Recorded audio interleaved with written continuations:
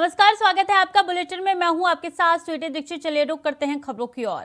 महाराष्ट्र के राज्यपाल रहे भगत सिंह कोश्यारी का राज्यपाल के पद से इस्तीफा मंजूर होने के बाद अब उत्तराखंड बीजेपी में हलचल तेज हो गई है। भगत सिंह कोश्यारी के वापस उत्तराखंड आने पर मुख्यमंत्री पुष्कर सिंह धामी ने कहा कि वो अनुभवी व्यक्ति है, उनका राजनीतिक जीवन बड़ा है और इसका लाभ उत्तराखंड और बीजेपी दोनों को मिलेगा। आपको बता दें कि उत्तराखंड बीजेपी में भगत सिंह कोश्यारी खाटी नेताओं में से एक माने जाते हैं और वर्तमान में उत्तराखंड बीजेपी के ज्यादातर नेता राजनीतिक में उनके शिष्य रह चुके हैं।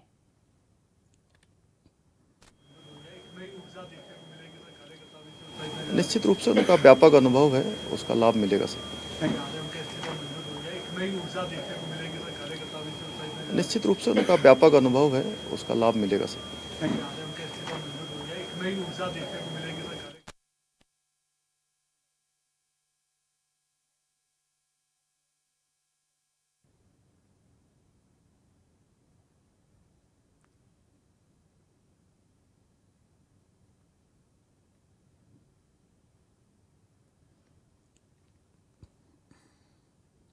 मुख्यमंत्री पुष्कर सिंह धामी ने देहरादून सचिवालय से उत्तराखंड में एक नई पहल की शुरुआत की है। उत्तराखंड के ग्रामीण क्षेत्रों में राजस्व पुलिस की जगह पर अब नियमित पुलिस को कार्य दिए जाने पर मुख्यमंत्री ने अपनी सहमति देते हुए 6 नए पुलिस थानों का शुभारंभ किया।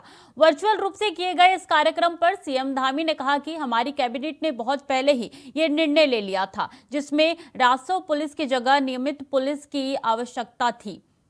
उसी सिलसिले में 6 नए पुलिस थानों के वर्चुअल रूप से उद्घाटन किए गए। ये हम लोगों ने बहुत पहले से ही निर्णय लिया था। ये कैबिनेट में पूरी तरह से हमारा निर्णय हो गया था कि जितने भी जो राजस्व पुलिस के अंतर्गत आने वाले बहुत सारे स्थान हैं, चूँकि अब नया निर्माण हो गया है, पहले की अपेक्षा काफ़ी स्थितियाँ बदल गई हैं, वहाँ पर राजस्व पुलिस की जगह नियमित पुलिस की आवश्यकता है और इसका हम लोगों ने चरणबद्ध तरीके से ये निर्णय लिया है कि जहाँ जहाँ भी राजस्व पुलिस की जगह नियमित पुलिस होनी है उनको करेंगे। उसी क्रम में आज 6 थानों का उद्घाटन किया जा रहा है जो नियमित पुलिस के तौर पर अब काम करेंगे। बीते दिन पटवारी लेखपाल भर्ती परीक्षा को लेकर सीएम पुष्कर सिंह धामी ने खुशी जताते हुए कहा कि तमाम भर्तियों के बीच पटवारी लेखपाल परीक्षा सकुशल संपन्न हुई है, जिसको लेकर वो उत्तराखंड लोक सेवा आयोग और प्रशासन का धन्यवाद देते हैं। सीएम ने कहा कि इस दौरान आयोग और सभी जिला प्रशासन ने बेहतर कार्य किया है, जिसके चलते 1,03,000 छात्र छात्राओं ने पटवारी लेखपाल भर्ती परीक्षा दी है। 1,03,000 छात्र छात्राओं ने, हमारे बेटे बेटियों ने, भाई बहनों ने इस परीक्षा में भाग लिया है।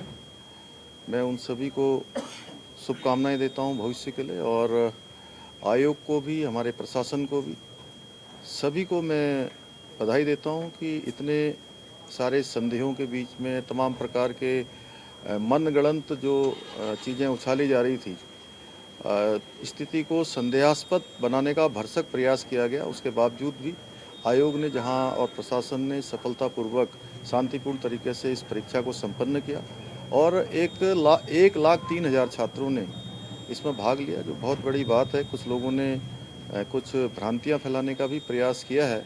हमारा जो नकल अध्यादेश आया है, उस नकल अध्यादेश से सारी परीक्षाएं निष्पक्ष होंगी, सारी नकल विहीन होंगी और पूरी तरह से जो योग्य छात्र होंगे, छात्राएं होंगी, भाई बहन होंगे, उन सभी को जगह मिलने वाली है। और जो भ्रामक खबरें फैला रहे हैं, नकल अध्यादेश में इसका प्रावधान भी है, इसलिए उनके खिलाफ कार्रवाई भी होगी। उत्तराखंड में बेरोजगार युवाओं पर सियासत थमने का नाम नहीं ले रही है। कांग्रेस ने आज फिर धामी सरकार के खिलाफ जमकर विरोध प्रदर्शन किया। कांग्रेस प्रदेश अध्यक्ष करण माहरा के नेतृत्व में सचिवालय का घेराव किया गया, जिसमें प्रशासन ने बैरिकेडिंग के जरिए प्रदर्शनकारियों को सचिवालय से पहले ही रोक लिया। प्रदेश अध्यक्ष का कहना है कि सरकार बेरोजगार युवाओं की आवाज को दबाने की कोशिश कर रही है। बॉबी पवार समेत तमाम बेरोजगार युवाओं को सरकार बिना शर्त रिहा करे। इसके साथ ही उन्होंने घोटालों की भी सीबीआई जांच की मांग की। तो घटना घटी, उसके बाद हम लगातार कुछ मांगे कर रहे हैं। मुकदमे वापस करने की मांग है, बॉबी पवार और उसके साथियों को जेल से बाहर करने की मांग है, क्योंकि वो लड़के तो शांतिप्रिय ढंग से बैठे थे और सबने देखा है। पथराव करने वालों की गिरफ्तारी होती समझ में आता, अराजक तत्वों की गिरफ्तारी समझ में आता, जो बच्चे जेन्युइन मांग कर रहे थे उनको ही जेल में ठूस दिया और 307 जैसी गंभीर धारा उन पर लगा दी। और कल की घटना जो है जिसमें पुरोला के एक बच्चे ने जब ये कहा कि सील टूटी हुई है, उसने डीएम से शिकायत की, एसडीएम से शिकायत की, उसके बाद उस पर दबाव बनाते रहे शाम तक कि तो ये मामले को वापस ले ले। जब वापस नहीं लिया तो उसी पे नकल विरोधी कानून के तहत जो है मुकदमा दर्ज कर दिया। जो कह रहा मेरे घर में चोरी हो गई, उसी पे चोरी का इल्ज़ाम, उसी को चोरी का मुकदमा दर्ज हो गया। अजीब इस राज्य में चल रहा है। और हम कह रहे हैं कि सीबीआई जांच हो, सिटिंग जज की देखरेख में जांच हो। और हम ये कह रहे थे कि पेपर भर्ती जो लगातार घोटाले आ रहे हैं उसमें बीजेपी के कार्यकर्ताओं के नाम आ रहे हैं, सशंकित हम लोग हैं। गोपन के 2 अधिकारी पकड़े गए हैं, तो परीक्षा निरस्त होनी चाहिए थी।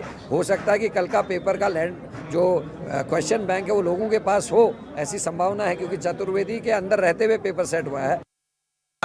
आज जो सबसे चर्चित उत्तराखंड का मुद्दा है वो ये है कि सरकार ने हमारे युवा साथियों पर, जो कि इस मांग के साथ आगे बढ़ रहे थे कि जो पेपर बेचने के काम में जो लोग संलिप्त थे और जो ये अपराधी हैं, इनके इस पूरे प्रकरण की सीबीआई जांच की जाए। एक साधारण सी बात है, मांग उनका हक है, वो मांग कर रहे हैं और सरकार ने उन्हें मार पीट कर लहूलुहान कर दिया। ये तो उस समय की याद दिलाता है जब अंग्रेजों का शासन था। अंग्रेजों के शासन में भी इस तरह के भयानक तौर पर इतना गंभीर युवाओं के प्रति अपराध सरकार नहीं करती।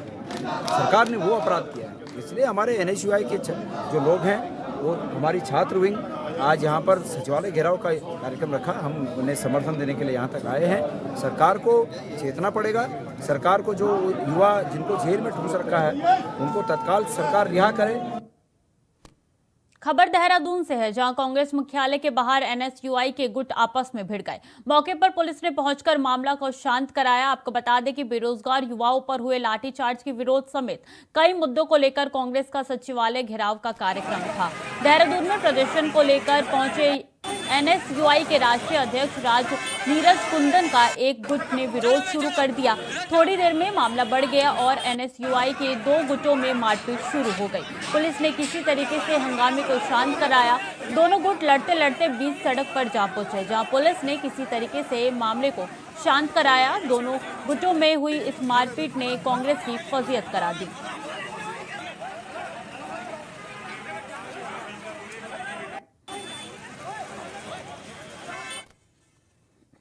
मसूरी माल रोड के सौंदर्यकरण और पुनर्निर्माण के कार्य को लेकर करीब 7 करोड़ की लागत से लोक निर्माण विभाग की तरफ से काम जारी है। बताया जा रहा है कि मसूरी माल रोड की खराब हालत को देखते हुए और दुकानदारों की दुकानों से सड़क का लेवल ऊपर होने के कारण लोगों को भारी परेशानियों का सामना करना पड़ रहा था, जिसको लेकर कैबिनेट मंत्री गणेश जोशी के अथक प्रयासों के बाद करीब 7 करोड़ की लागत से माल रोड का स्क्रैप कर करीब 8 इंच नीचे बनाई जाने के काम जो है वो शुरू कर दिया गया।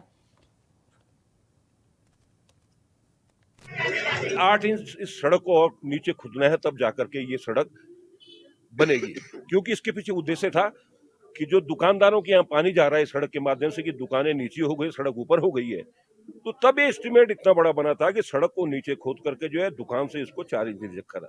लेकिन आप देख रहे हैं कहीं पर 2 इंच, कहीं पर 3 इंच और 4 इंच, और 4 इंच इसमें अभी हॉट मिक्स होना है, 4 इंच का पत्थर लग रहा है, 4 इंच नीचे रोड़ी भी बिछेगी सॉलिड करने के लिए। तो ये सड़क कहाँ जाएगी? तो वहीं का वहीं है। इसका मतलब आप जो है जो खोदने का कार्य है वो पूरा नहीं कर रहे हैं। कहीं ना कहीं हम तो PWD से डिमांड करते हैं कि उसको सार्वजनिक करें, जो इसका एस्टीमेट है उसको सार्वजनिक करें और स्थानीय लोगों को बताएं, दुकानदारों को, ट्रेडर्स को, होटल एसोसिएशन को, कांग्रेस पार्टी को बुलाएं और उनको दिखाएं कि ये एस्टीमेट में क्या है। तभी इसका पता लगेगा, तभी इसकी गुणवत्ता का पता लगेगा। अब कुछ पता ही नहीं चल रहा कि क्या ये करना चाह रहे हैं। प्रिंट तो कभी भी नहीं मिल पाता।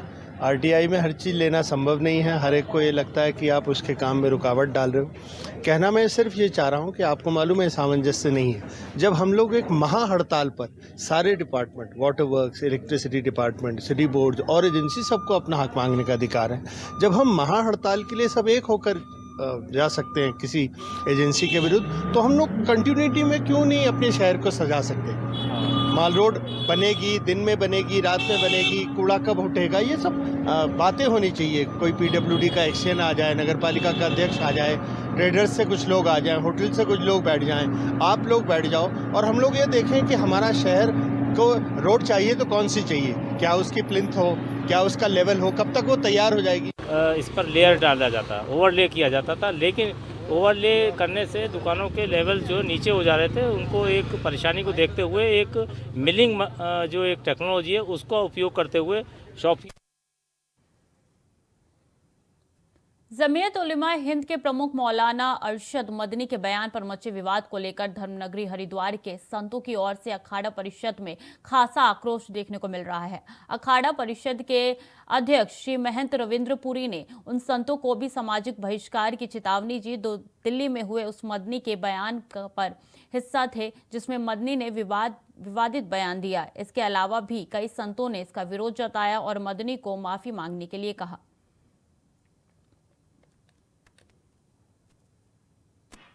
ये बिल्कुल असत्य भाषण उन्होंने दिया है और एक वृद्ध व्यक्ति हैं वो। और जो रामलीला मैदान में एक सम्मेलन हुआ है जमीयत उलेमा हिंद का, उसमें जो धर्माचार्य हिंदू धर्म के और सनातन धर्म से संबंधित जो लोग गए हैं, उनके लिए भी मेरी एक चेतावनी है कि भविष्य में वो इस प्रकार के आयोजनों में भाग ना लें, अन्यथा उनके खिलाफ सामाजिक रूप से बहिष्कार की कार्रवाई की जाएगी। जो धर्म के विषय में व्याख्या की है मदनी जी ने, वो बिल्कुल असत्य है, शास्त्रों से परे है। मनु भगवान के विषय में जो उन्होंने कहा है वो बिल्कुल ही असत्य है। मनु आदि मानव है जिससे मनुष्य की सृष्टि प्रारंभ हुई है। उनको पुराण और शास्त्रों का अध्ययन करना चाहिए।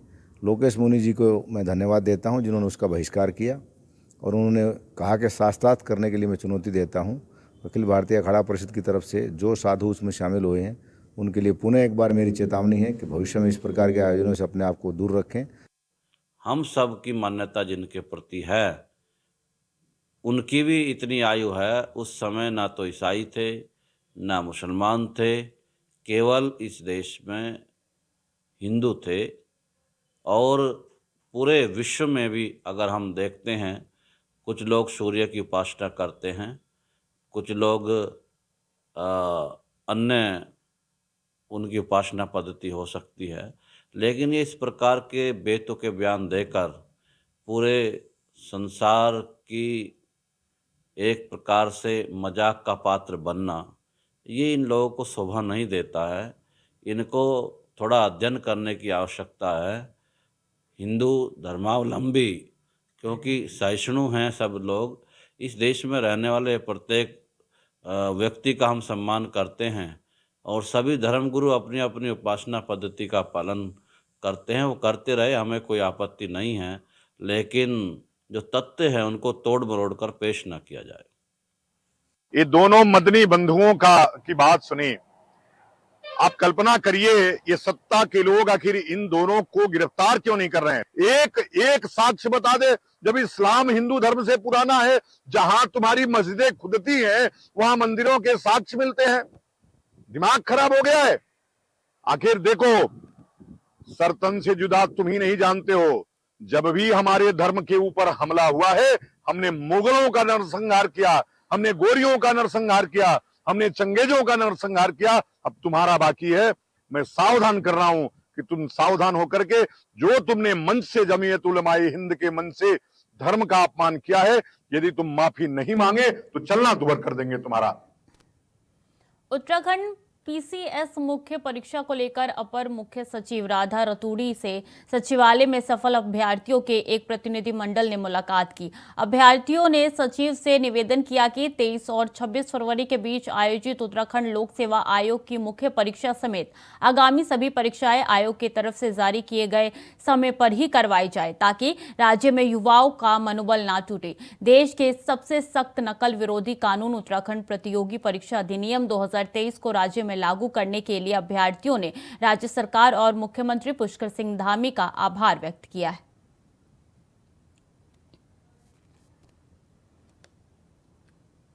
मुख्य सचिव डॉक्टर एस संधू की अध्यक्षता में सचिवालय में राष्ट्रीय हरित प्राधिकरण की तरफ से मसूरी की धारण क्षमता और सुरक्षा उपायों को लेकर गठित 9 सदस्यीय समिति की पहली बैठक हुई। बैठक के दौरान मसूरी क्षेत्र में हिमालयी क्षेत्रों से सुरक्षा उपाय, वाहन यातायात प्रबंधन, ठहरने, फ्लोरा फुआना समेत पर्यावरण के प्रति संवेदनशील क्षेत्रों के वहन क्षमता का समग्र अध्ययन पर चर्चा की गई। बैठक के दौरान बताया गया कि कई संस्थानों की तरफ से पिछले कुछ समय में मसूरी को लेकर कुछ अध्ययन किए गए। 9 सदस्यीय समिति की पहली बैठक संपन्न मसूरी के धारण क्षमता और सुरक्षा उपायों पर चर्चा हुई।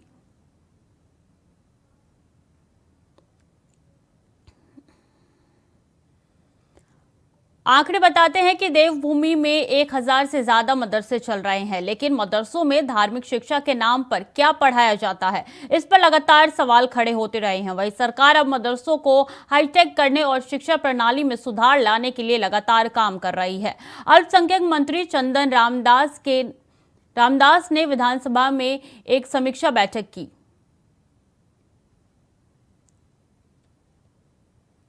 मैंने ये नहीं कहा था कि आपसे बोकस है। हमारे प्रदेश में 419 मदरसे चल रहे, जिसमें से 192 मदरसों को सरकारी मदद मिल रही। तो मेरा फोकस सरकारी मदद वाले मदरसों पर है। तो जब हम पैसा बच्चों की अच्छी शिक्षा के लिए दे रहे हैं, गुणवत्ता की शिक्षा के लिए दे रहे हैं, तो उस पैसे का सदुपयोग होना चाहिए। और हमारा पूरा होल्ड मदरसे पर जब तक नहीं होगा, जब तक उनकी शिक्षा विभाग से मान्यता नहीं हो, तो मान्यता नहीं है, और मान्यता नहीं है तो हमारे मानक नहीं आएंगे वहाँ, और मानक नहीं होगा तो सरकार का दबाव नहीं बनेगा, और जो हम सरकारी सहायता और कर सकते हैं वो सहायता भी हम नहीं दे पाएंगे। इस बार अंतर्राष्ट्रीय हिंदी सम्मेलन फिजी देश के नांडी शहर में आयोजित होने जा रहा है। इसकी जानकारी लक्सर से अंतर्राष्ट्रीय हिंदी प्रचारक डॉक्टर सतीश शास्त्री ने दी। 15 से 17 फरवरी तक यह सम्मेलन होगा, जिसमें उनके साथ भारत से 300 हिंदी विद्वान हिस्सा लेंगे। सम्मेलन का मकसद हिंदी भाषा और हिंदी संस्कृति को दुनिया को हर एक कोने तक पहुंचाना है। सर्वप्रथम मैं बता देता हूं कि ये विश्व हिंदी सम्मेलन फिजी में होने जा रहा है। इसको भारत सरकार ने आयोजित किया है। ये 15 से 17 फरवरी को फिजी के नांडी शहर में आयोजित हो रहा है। इसमें दुनिया भर से लगभग 5000 के करीब हिंदी के प्रेमी, साहित्यकार, कवि, लेखक और पत्रकार शामिल होने की संभावना है। भारत से भी एक बड़ा दल जा रहा है। व्यक्तिगत तौर पे जा रहे हैं, लेकिन एक सरकारी प्रतिनिधिमंडल है जिसके सदस्य के रूप में मेरा चयन हुआ। मैं भी उस सरकारी प्रतिनिधिमंडल में जा रहा हूं। उत्तरकाशी के दलसौड मनेरा में एक शख्स खाई में जा गिरा। शख्स का नाम बुद्धि सिंह है, जो लदाड़ी का रहने वाला है। घटना की सूचना मिलने पर एसडीआरएफ की टीम पहुंची और उसे सुरक्षित बाहर निकाला गया। एसडीआरएफ की टीम ने रोपवे के जरिए से लगभग 70 से 100 मीटर नीचे खाई में गिरे शख्स तक पहुंच पाई। खाई में गिरने से वो घायल हो गया था और इलाज के लिए उसे अस्पताल भेजा गया।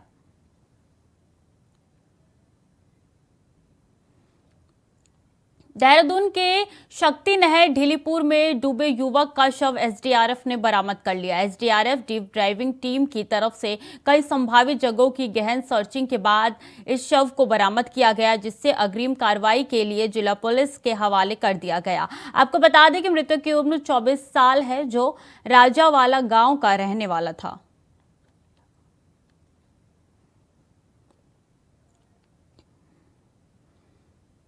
खबर जसपुर से है, जहां 8वीं की छात्र डंपर की चपेट में आ गई, जिसके बाद उसकी मौत हो गई। बता दें कि बीएसबी इंटर कॉलेज से पढ़कर छात्र अपने घर जा रही थी, तभी यह हादसा हुआ। फिलहाल पुलिस ने शव को कब्जे में ले लिया है और पोस्टमार्टम के लिए भेज दिया है।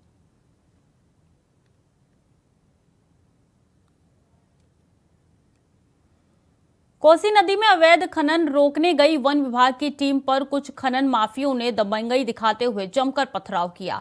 इतना ही नहीं, अवैध खनन में कब्जे में लिए गए 2 वाहनों को भी जबरन छुड़ा लिया, जिसके बाद पुलिस ने आरोपियों के खिलाफ मुकदमा दर्ज कर उनकी तलाश शुरू कर दी है। इस दौरान विभाग का सरकारी वाहन बुरी तरीके से क्षतिग्रस्त हो गया।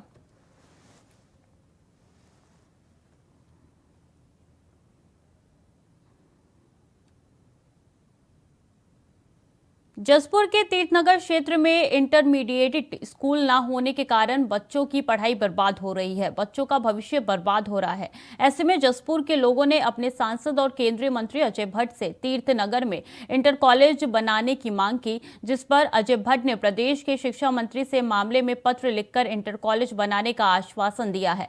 दरअसल तीर्थ क्षेत्र में इंटर कॉलेज न होने के कारण बच्चों को करीब 10 किलोमीटर दूर जाना पड़ता है, जिसके रास्ते में जंगल पड़ता है, जिस कारण बच्चों के जीवन पर संकट बना हुआ है, जिससे परेशान होकर कई बार बच्चे पढ़ाई भी छोड़ देते हैं।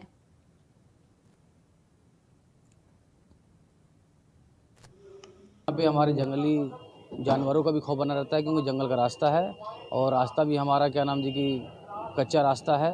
और स्कूल यहाँ से हमारे बढ़ियों वाला जो है लगभग 10-12 किलोमीटर का दूरी है, और इस कारण बच्चे वहाँ नहीं, कुछ लोग जा सकते हैं, कुछ बच्चे नहीं जा सकते हैं। इसीलिए कुछ बच्चों का हमारा पढ़ाई क्या नाम जी की वो नहीं हो पाता है, और ख़ास करके हमारी बेटियां जो है हमारे गांव की, उनका जीवन कुल मिलाकर अंधकार में जा रहा है। तो मेरा जो ये है मंत्री जी से और सरकार से ही मांग है। हाँ, ये बात सच है। देखिए, यहाँ पे सभी को पता है कि जंगली क्षेत्र है, यहाँ पे ग्रामीण क्षेत्र है और रास्ते भी यहाँ के कच्चे हैं। तो जो लड़कियाँ हैं, बालिकाएं हैं हमारी, वो पढ़ना चाह रही हैं, उनके मन में इच्छा है पढ़ने की, लेकिन यहाँ से बहुत दूर बड़ी होवाल है एक कॉलेज है, इंटर कॉलेज, जहाँ तक वो बच्चियाँ नहीं जा पाती और बस घर में ही रह जाती हैं। उनके मन में है पढ़ने की। तो हम यहाँ की पब्लिक ने, यहाँ के लोगों ने, ग्रामीण लोगों ने अजय भट्ट जी से मांग की थी कि ये जो हाई स्कूल, यहाँ पे हाई स्कूल है एक स्कूल, तो उसे इंटर कॉलेज किया जाए, जिससे कि उन बच्चियों को आगे बढ़ने का मौका दिया जाए। और हमारी सरकार से यही मांग है, कृपया कर इस मुद्दे पर गौर करें। और हमारे जो डाम क्षेत्र है बहुत बीहड़ क्षेत्र है, दूरस्थ क्षेत्र है। वहाँ अगर आज की तारीख में अगर किसी भी इंटर कॉलेज में आना पड़ता है तो लगभग 12 किलोमीटर चलना पड़ता है। अब वहाँ बालिकाएं हैं, बच्चे हैं और जंगल का रास्ता है, तो कई बार वहाँ पर बाघ का भी आतंक हुआ है। तो ये आवश्यक है कि वहीं पर ही अगर मूलभूत सुविधा शिक्षा की उपलब्ध डाम क्षेत्र में कराई जाए, तो ये बच्चे जो हैं, क्योंकि इनके पास ना तो राजस्व भूमि है, इनका भविष्य अंधकार में है, तो अगर ये पढ़ लिख लेंगे, कहीं अच्छा काम कर पाएंगे, तो इनका भविष्य भी सुधरेगा और परिवार भी आगे बढ़ेगा। तो ये आवश्यक है, बहुत आवश्यक है। हमारे सांसद और रक्षा मंत्री श्री भट्ट जी ने जो ये पहल की है, वो पिछले दिनों डाम क्षेत्र में आए थे और वहाँ एक मांग उठी थी, मैं भी उनके साथ था। तुर्की में आए विनाशकारी भूकंप में कोटद्वार के विजय गौड़ कई दिनों से लापता थे। परिजनों को उनकी कोई जानकारी नहीं पा रही थी, जिससे वो काफी परेशान थे और एम्बेसी से संपर्क कर रहे थे। शनिवार को विजय के भाई को सूचना मिली कि मलबे में दबने के कारण उनकी मौत हो गई। विजय का शव आज कोटद्वार पहुंचा, जहां सभी की आंखें नम नजर आई। कोटद्वार के मुक्तिधाम में उनका अंतिम संस्कार किया गया। बता दें कि विजय गौड़ काम के सिलसिले में 23 जनवरी को तुर्की गए थे। फरवरी में वापसी होनी थी उनकी, लेकिन उससे पहले ही ये हादसा हो गया।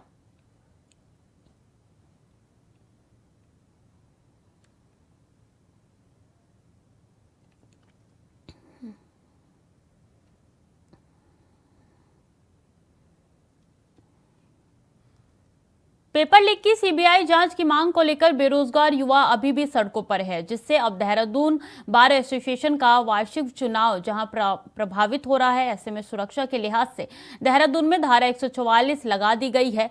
देखिए ये रिपोर्ट।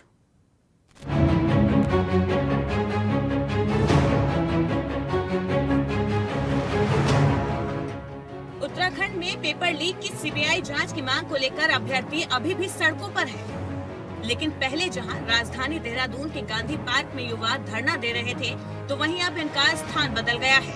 अब युवा शहीद स्मारक पर डेरा डाले हुए हैं। लगातार धरना प्रदर्शन कर सरकार से सीबीआई जांच की मांग कर रहे हैं, लेकिन फिर से देहरादून में पथराव और लाठीचार्ज की स्थिति पैदा न हो, माहौल न बिगड़े, इसके लिए इस बार पुलिस प्रशासन पूरे तरीके से मुस्तैद है। बेरोजगार युवाओं के इस धरने को लेकर राजधानी में धारा 144 लागू कर दी गई है, जिसकी जानकारी देते हुए देहरादून पुलिस कप्तान दिलीप कुंवर सिंह ने कहा, अगर कोई भी धारा 144 का उल्लंघन करता पाया जाएगा तो उसके खिलाफ सख्त कार्रवाई की जाएगी। साथ ही कहा कि इन बेरोजगार युवाओं को बातचीत और शासन से मुलाकात कराने जैसे कोई भी विकल्प नहीं दिए जाएंगे, बल्कि ये जहां धरने पर बैठे हैं उन्हें वहीं पर बैठे रहने दिया जाएगा। बेरोजगार साथियों का जो धरना था वो कचहरी परिसर पर अभी जारी है। हमारे साथ बातचीत करने के लिए देहरादून के पुलिस कप्तान डीआईजी दिलीप कुमार जी। सर, अभ्यर्थी जो यहाँ पर बैठे हुए थे वो अभी भी जारी हैं, कुछ लोग परीक्षा देने चले गए थे, फिलहाल तो संख्या कम है, किस तरह में देख रहे हैं कि धारा 144 क्या अब भी लागू है? अभी भी इस परिसर में लागू है। जो भी धारा 144 का उल्लंघन करेगा उनके खिलाफ विधिक कार्रवाई की जाएगी। और 9 तारीख को जिन्होंने पत्थरबाजी की थी उनको हम चिन्हित कर रहे हैं और इनको हमने स्पष्ट रूप से बता दिया है कि ये ऐसा लगता है कि ये कुछ दिग्भ्रमित हैं, कोई इनको इस्तेमाल कर रहा है, तो हमने बता दिया इनको। नहीं मानते तो फिर कार्रवाई की जा रही। क्या सर इनको अभी भी कोई ऑप्शन दिए जा रहे हैं क्या इनसे बातचीत के लिए या कोई दूसरा कोई रास्ता? कल शाम तक इनको ऑप्शन दिया गया था, अब ऑप्शन नहीं देंगे हम। वो विकल्प भी खत्म हो गया। वो अभी जब तक बैठना चाहे बैठे यहाँ पर, क्योंकि यहाँ पर जिलाधिकारी का कार्यालय भी यहीं पर है, डिस्ट्रिक्ट मजिस्ट्रेट भी यहीं पर है, काम बाधित नहीं होगा सर? अभी अंदर बैठे हुए हैं, यहाँ पर कोई कचहरी तो बाहर घूमे, जो भी यहाँ पर घुसेगा अंदर अनौथाई ढंग से, ये तो बैठे हुए हैं, उनके खिलाफ कार्रवाई होगी। और ये सवाल लगा हुआ है। वहीं दूसरी तरफ कचहरी परिसर में युवाओं के इस धरना प्रदर्शन से देहरादून बार एसोसिएशन का वार्षिक चुनाव प्रभावित होता हुआ नजर आया। देहरादून बार एसोसिएशन के अध्यक्ष मनमोहन खंडवाल की माने तो युवाओं के प्रदर्शन का उद्देश्य सही है, इसलिए अधिवक्ता भी उनके लिए अभिभावक की भूमिका निभा रहे हैं। लेकिन जिस प्रकार से उनका प्रदर्शन चल रहा है, ऐसे में उनके बार एसोसिएशन के वार्षिक चुनाव प्रभावित हो रहे हैं। अगले 24 घंटे में चुनाव के लिए नॉमिनेशन होने हैं, जिसको लेकर वो लगातार पुलिस प्रशासन के साथ व्यवस्थाएं बनाने में जुटे हुए हैं। देखिए, हमारा कार्य बाधित नहीं हो रहा है, परंतु एक समस्या जरूर आ रही है। वो समस्या ये है कि हमारे यहाँ कल नॉमिनेशन है, हमारे यहाँ भी चुनाव है फरवरी में, नॉमिनेशन है। तो मान लीजिए सचिव साहब है हमारे, जो वर्तमान कार्यकारिणी है, उन लोगों का रोल जो है अहम हो जाता है, क्योंकि हमारी कार्यकारिणी का रोल अहम हो जाता है। तो हमें तो ये भी देखना है कि इन बच्चों के साथ भी अन्याय न हो और किसी तरह की अव्यवस्था भी न फैले, प्रशासन और शासन भी मिल के सहयोग करे।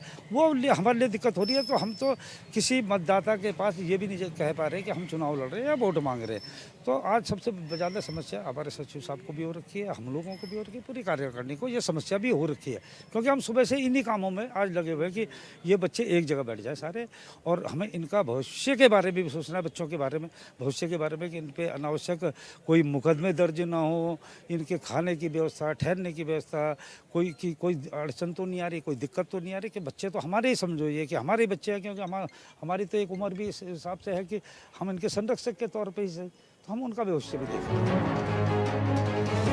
बेरोजगार युवाओं के इस धरना प्रदर्शन में सबसे ज्यादा परेशानी अब कचहरी परिसर के जिला सत्र न्यायालय को होने वाली है, क्योंकि कचहरी परिसर में शहीद स्मारक के साथ अब बेरोजगार युवाओं ने जिला सत्र न्यायालय के बाहर भी धरना प्रदर्शन शुरू कर दिया है। ऐसे में अब पुलिस प्रशासन और शासन की मुश्किलें और बढ़ने वाली हैं।